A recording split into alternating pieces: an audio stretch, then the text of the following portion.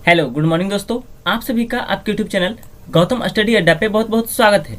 तो दोस्तों आज मैं आपके लिए 14 अगस्त 2020 का इंपॉर्टेंट करंट अफेयर्स लेकर के आया हूँ। ध्यान से देखिएगा। अगर आपको इस वीडियो का पीडीएफ चाहिए तो नीचे डिस्क्रिप्शन बॉक्स में पीडीएफ का लिंक दिया होगा, वहाँ जाकर के आप पीडीएफ डाउनलोड कर सकते हैं, या तो मेरे टेलीग्राम चैनल को भी ज्वाइन कर सकते हैं, वहाँ भी आपको पीडीएफ में मिल जाएगा और इसका क्यूज भी आप खेल सकते हैं, क्योंकि टेलीग्राम चैनल पे everyday current affairs, GK, GS, math और रीजनिंग का क्यूज होता है दोस्तों, टाइम बाय टाइम। तो अगर आप लोग मेरे चैनल पे नए हैं तो प्लीज सब्सक्राइब भी जरूर कर लीजिएगा। सब्सक्राइब करने के बाद बेल आइकन आएगा, बेल आइकन को ऑल पे प्रेस जरूर कीजिएगा, क्योंकि इस चैनल पे आपको सारा चीज मिल जाएगा दोस्तों, टॉपिक वाइज। जीके और जीएस भी टॉपिक वाइज मिलता है, आप देख सकते हैं मेरे यूट्यूब चैनल पे जा करके। तो चलिए देर न करते हुए वीडियो को स्टार्ट करते हैं और क्वेश्चन नंबर 1 देखते हैं।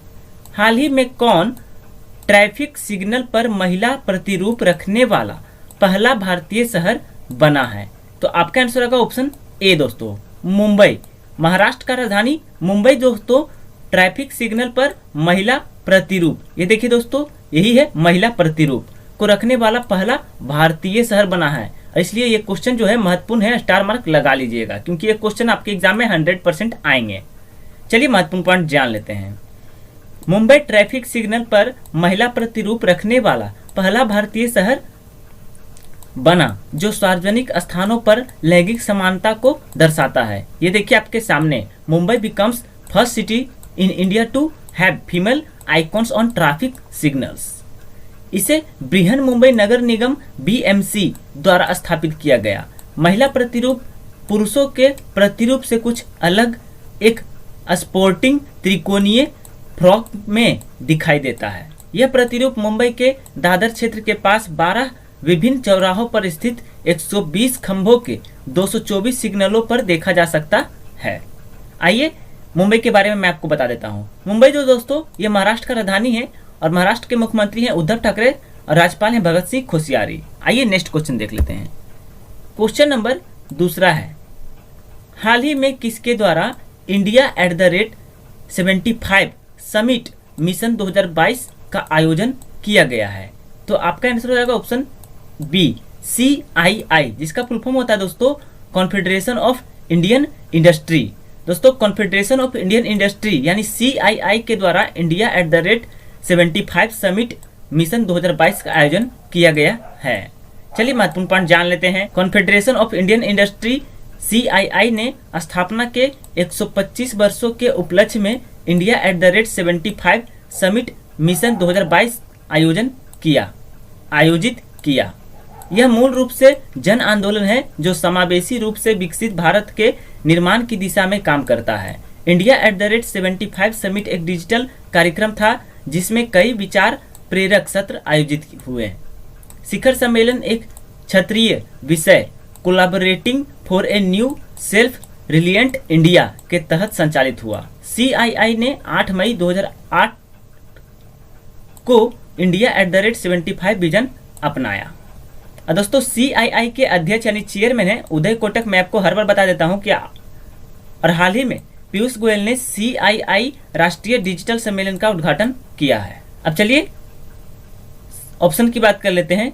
CCI दोस्तों, CCI जिसका फुल फॉर्म होता है कंपटीशन कमीशन ऑफ इंडिया, याद रखिएगा। और नीति आयोग दोस्तों, चलिए नीति आयोग के बारे में जान लेते हैं।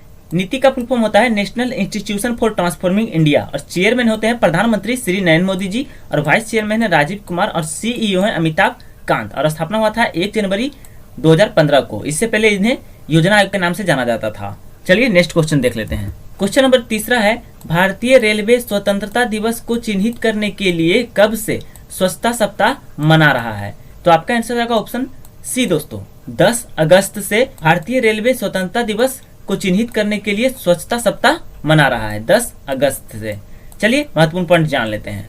स्वच्छता सप्ताह में एक विशेष सफाई अभियान शामिल होगा जो रेलवे परिसर के पास पटरियों, स्टेशन कार्यालयों, कॉलोनियों, कार्यस्थलों, स्टेशनों के किनारे और अन्य क्षेत्रों पर सफाई पर ध्यान केंद्रित करेगा। स्वच्छता अभियान अन्य कचरे के साथ प्लास्टिक कचरे के संग्रह पर विशेष ध्यान देगा। अब चलिए यहाँ इंडियन रेलवे के बारे में थोड़ा जानकारी ले लेते हैं, जिसका हेडक्वार्टर है नई दिल्ली में और स्थापना हुआ था 16 अप्रैल 1853 को, और चेयरमैन है विनोद कुमार यादव, और मिनिस्टर हैं पीयूष गोयल। चलिए नेक्स्ट क्वेश्चन देख लेते हैं। क्वेश्चन नंबर 4 है, हाल ही में किस केंद्रीय मंत्री ने स्वच्छ भारत मिशन अकादमी का शुभारंभ किया है? तो आपका आंसर हो जाएगा ऑप्शन डी, गजेंद्र सिंह शेखावत, जो कि हमारे केंद्रीय जल मंत्री हैं। गजेंद्र सिंह शेखावत, इन्हीं के द्वारा स्वच्छ भारत मिशन अकादमी का शुभारंभ किया गया है। आइए महत्वपूर्ण पॉइंट जान लेते हैं। स्वच्छ भारत मिशन अकादमी का शुभारंभ केंद्रीय जल मंत्री श्री गजेंद्र सिंह शेखावत द्वारा किया गया है। SBM स्वच्छ भारत मिशन एकेडमी को मौजूदा सप्ताह भर के व्यवहार परिवर्तन अभियान गंदगी मुक्त भारत के दौरान लॉन्च किया गया था। SBM अकादमी का शुभारंभ स्वच्छ भारत मिशन ग्रामीण के चरण 2 का एक महत्वपूर्ण हिस्सा है।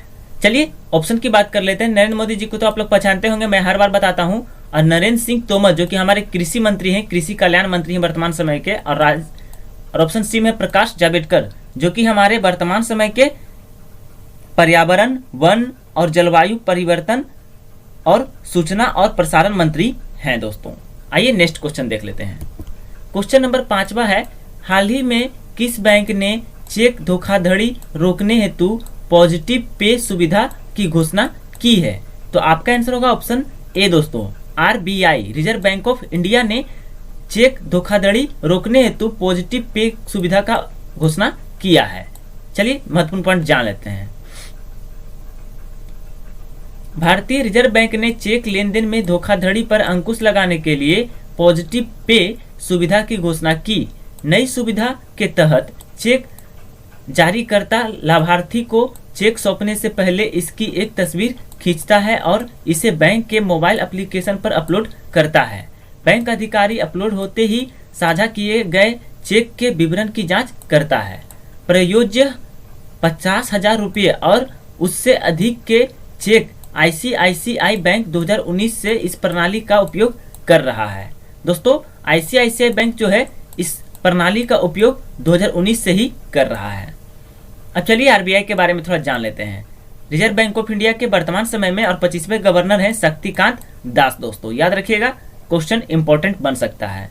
हेडक्वार्टर है मुंबई महाराष्ट्र में और स्थापना हुआ था 1 अप्रैल 1935 को। अब चलिए ऑप्शन की बात कर लेते हैं। SBI state bank of India, जिसके चेयरमैन है वर्तमान समय में रजनीश कुमार। हेडक्वार्टर है मुंबई महाराष्ट्र में ही और स्थापना हुआ था 1 जुलाई 1955 को। और टैगलाइन है the banker to every Indian. चलिए केनरा बैंक देख लेते हैं, ऑप्शन सी में है, जिसके MD एंड CEO हैं लिंगम वेंकट प्रभाकर। और हेडक्वार्टर है बेंगलुरु कर्नाटका में और स्थापना हुआ था 1 जुलाई 1906 को। और टैगलाइन है टुगेदर वी कैन। टैगलाइन भी इंपॉर्टेंट होता है, लिख लीजिएगा, नोट कर लीजिएगा दोस्तों। चलिए नेक्स्ट क्वेश्चन देख लेते हैं। क्वेश्चन नंबर 6 है, हाल ही में किस मंत्री ने वस्तुशिल्पीय शिक्षा विनियमन 2020 लॉन्च किया है? तो आपका आंसर होगा ऑप्शन सी, रमेश पोखरियाल निशंक, जो कि हमारे HRD यानी मानव संसाधन विकास मंत्री हैं, जो कि शिक्षा मंत्री भी हैं दोस्तों। ये आपके सामने है रमेश पोखरियाल निशंक। इन्हीं के द्वारा वस्तुशिल्पीय शिक्षा विनियमन 2020 लॉन्च किया गया है। चलिए महत्वपूर्ण पॉइंट जान लेते हैं। शिक्षा मंत्री रमेश पोखरियाल निशंक ने नई दिल्ली में वस्तुशिल्पीय परिषद वस्तुशिल्पीय शिक्षा के न्यूनतम मानक विनियमन 2020 अधिसूचित किया। विनियमन 1 नवंबर 2020 से लागू होंगे। यह 1983 के विनियमों को समाप्त कर देगा। एक नियम काउंसिल ऑफ आर्किटेक्चर COA द्वारा तैयार किए गए हैं। इसके अनुसार वास्तुशिल्पीय कोर्स में न्यूनतम अवधि 5 शैक्षणिक वर्ष या 90 दिन या सेमेस्टर के 10 सेमेस्टर होंगे। और रमेश पोखरियाल निशंक का कंस्टिट्यूएंसी यानी चुनाव क्षेत्र है दोस्तों हरिद्वार उत्तराखंड में। चलिए अमित शाह, जो कि हमारे गृह मंत्री हैं वर्तमान समय में, और इनका कंस्टिट्यूएंसी क्षेत्र है गांधीनगर गुजरात। और अर्जुन मुंडा दोस्तों, जो कि हमारे जनजातीय मामलों के मंत्री हैं, और इनका कंस्टिट्यूएंसी क्षेत्र है खरसावा में। निर्मला सीतारमण, जो कि हमारे वित्त मंत्री हैं वर्तमान समय में, और इनका कंस्टिट्यूएंसी क्षेत्र है आंध्र प्रदेश में। अगर आप लोग को मेरा वीडियो अच्छा लग रहा है तो वीडियो को ज़्यादा से ज़्यादा शेयर कीजिएगा, ताकि ये वीडियो ज़्यादा से ज़्यादा लोगों तक पहुँच सके और ज़्यादा लोग इससे लाभ उठा सकें। सिर्फ आप लोग ही लाभ नहीं उठाएं दोस्तों, सभी स्टूडेंट, ज़्यादा से ज़्यादा विद्यार्थी इसको देख सकें। और हाँ दोस्तों, लाइक करना जरूरी है, लाइक जरूर कर दीजिएगा। वीडियो के नीचे में देखिए लाइक का बटन होगा, लाइक प्रेस जरूर कर दीजिएगा। और सब्सक्राइब करना तो बहुत ज़्यादा जरूरी है। सब्सक्राइब कीजिएगा तभी आपको ये वीडियो देखने को मिलेगा एवरीडे। और सब्सक्राइब करने का बेल आइकन आता है, बेल आइकन को और भी प्रेस कीजिएगा तो आपको मेरा वीडियो का नोटिफिकेशन जैसे ही मैं डालूंगा आपके मोबाइल पर चला जाएगा और आप आराम से देख सकते हैं वीडियो को बिना सर्च किए हुए। तो चलिए नेक्स्ट क्वेश्चन देख लेते हैं, इतना जानकारी काफ़ी है।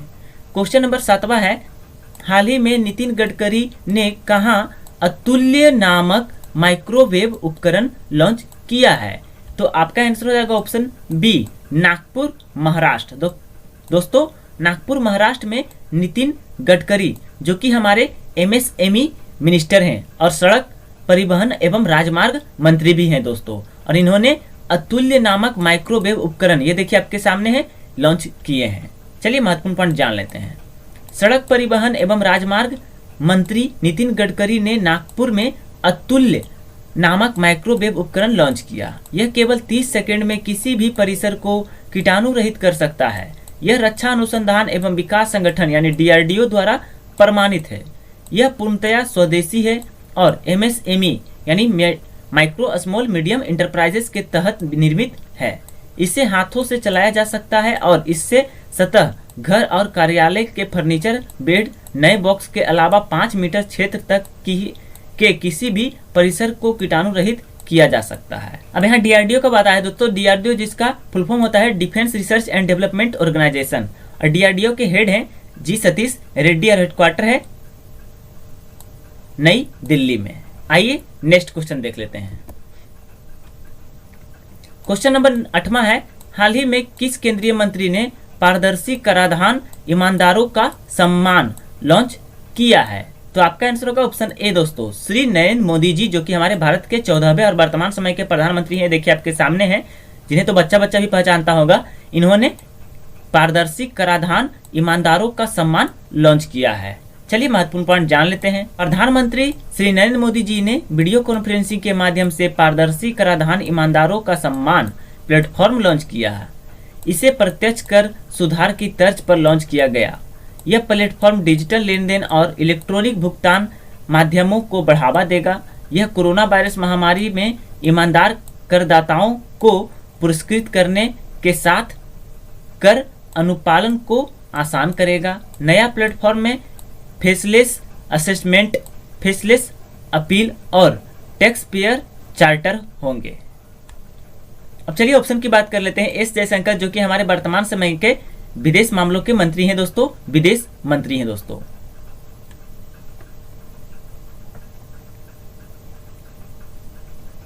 और निर्मला सीतारमण जो कि हमारे वित्त मंत्री हैं। चलिए नेक्स्ट क्वेश्चन देख लेते हैं। क्वेश्चन नंबर 9वां है, हाल ही में किस राज्य सरकार ने महिला सशक्तिकरण हेतु अरुणोदय योजना शुरू की है? तो आपका आंसर हो जाएगा दोस्तों ऑप्शन डी, असम। दोस्तों असम राज्य सरकार, ये देखिए आपके सामने है, असम के स्वास्थ्य मंत्री हेमंत बिस्वा शर्मा, और इन्होंने दोस्तों महिला सशक्तिकरण हेतु अरुणोदय योजना शुरू किया है असम में। चलिए महत्वपूर्ण पॉइंट जान लेते हैं। असम के स्वास्थ्य मंत्री हेमंत बिस्वा शर्मा ने महिलाओं को सशक्त बनाने हेतु अरुणोदय योजना शुरू की। इसके तहत असम सरकार 17 लाख गरीब परिवारों को प्रत्येक माह 830 रुपये प्रदान करेगी। यह योजना 17 अगस्त से जिलेवार अभ्यर्थियों का चयन करेगी और लाभार्थी अक्टूबर से हर महीने धनराशि प्राप्त करेंगे। यह 2 लाख से कम पारिवारिक आय वाली विधवाओं, तलाकशुदा, अविवाहित या विलग महिलाओं और विकलांगों को दी जाएगी। चलिए यहाँ असम का बात आया ना, तो असम के बारे में भी मैं आपको सारा डिटेल दे देता हूँ, क्योंकि इस चैनल पे आपको जो भी क्वेश्चन आएगा जिस राज्य से रिलेटेड, उस राज्य के बारे में सारा डिटेल देता है दोस्तों। चलिए असम दोस्तों जिसका राजधानी है दिसपुर, मुख्यमंत्री हैं सर्बानंद सोनोवाल, राज्यपाल हैं जगदीश मुखी, जिलों की संख्या 27, विधानसभा 126, लोकसभा 14, राज्यसभा 7 और उच्च न्यायालय है गुवाहाटी में।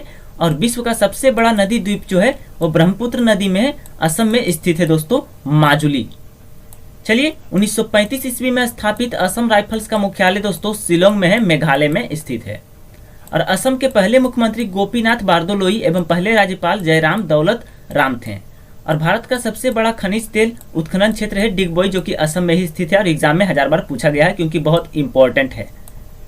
विश्व में चाय के कुल उत्पादन का लगभग 15.6% अकेले असम में होता है दोस्तों। कभी कभी पूछा जाता है, याद रखिएगा 15.6%।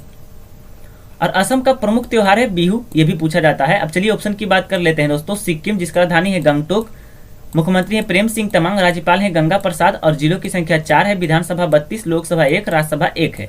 चलिए मणिपुर देख लेते हैं, जिसका राजधानी है इम्फॉल, मुख्यमंत्री हैं एन बीरेन सिंह, राज्यपाल है नजमा हेपतुल्ला और जिलों की संख्या 9, विधानसभा 60, लोकसभा 2, राज्यसभा 1 है।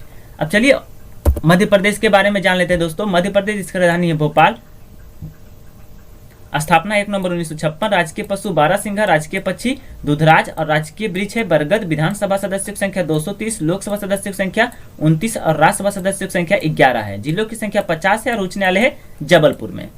अब आइए इन सभी राज्यों को भारत के मैप पर देख लेते हैं थोड़ा थोड़ा। ये आपके सामने आ गया भारत का मैप दोस्तों, और ये देखिए आपके सामने है दोस्तों असम।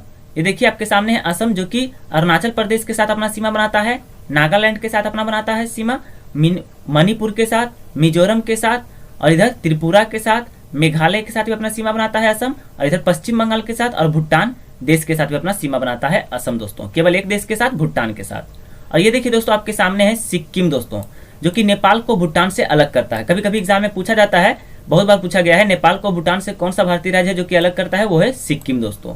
और इधर पश्चिम बंगाल के साथ भी सिक्किम अपना सीमा बनाता है दोस्तों। और ये देखिए दोस्तों आपके सामने है मणिपुर, जो कि नागालैंड के साथ अपना सीमा बनाता है, नीचे म्यांमार बर्मा के साथ बनाता है, मिजोरम के साथ बनाता है और असम के साथ भी अपना सीमा बनाता है मणिपुर।